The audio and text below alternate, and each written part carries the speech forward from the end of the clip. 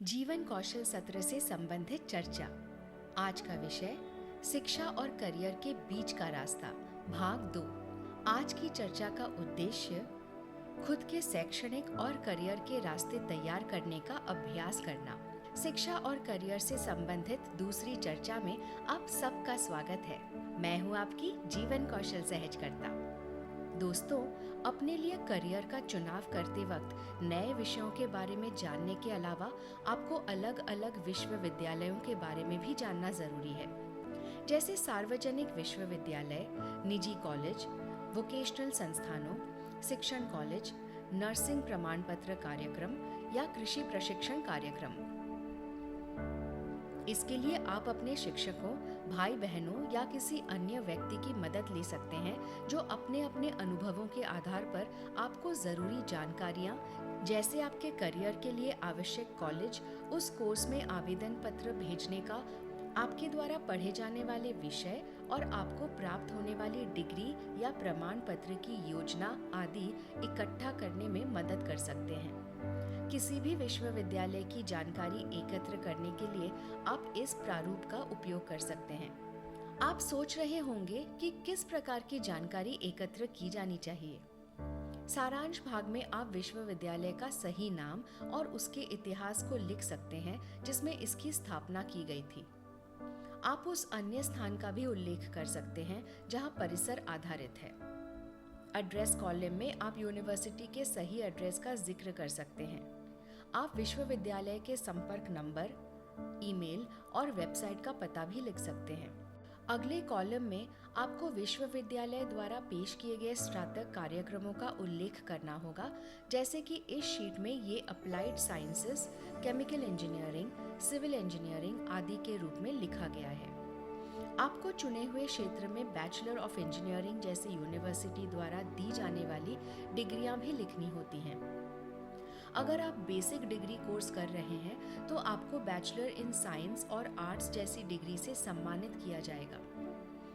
Right side column में आपको इस विशेष विद्यालय में प्रवेश के तरीके का उल्लेख करना होगा। ये प्रवेश परीक्षाओं से साक्षात्कार या अंक सूचियों के आधार पर भिन्न हो सकता है।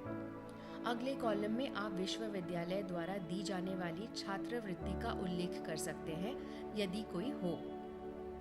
यदि आप विश्वविद्यालय के किसी भी पूर्व छात्र से परिचित हैं, तो आप उसके नाम और स्नातक वर्ष का उल्लेख कर सकते हैं। अब हम एक गतिविधि करेंगे जो आपकी पढ़ाई और करियर तक का रास्ता स्पष्ट समझने के लिए आपको मदद करेंगे।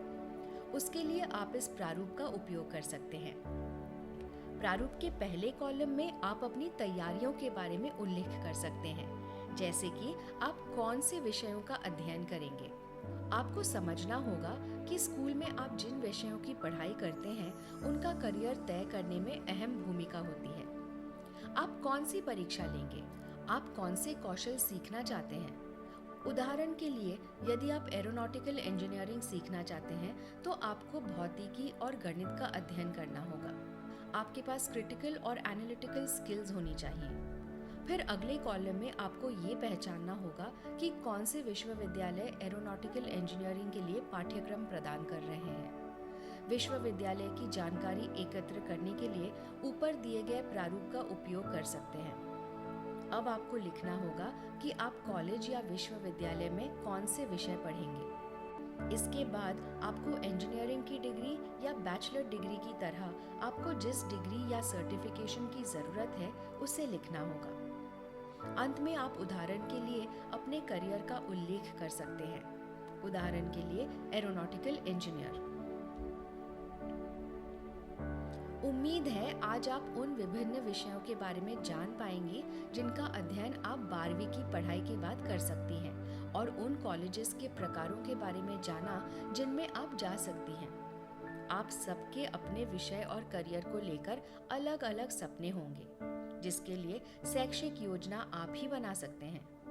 इस गतिविधि को खुद के लिए करके देखिए और अपने परिवार के सदस्यों के साथ अपने करियर के चुनाव के बारे में चर्चा करें और मेरे साथ जरूर साझा करें।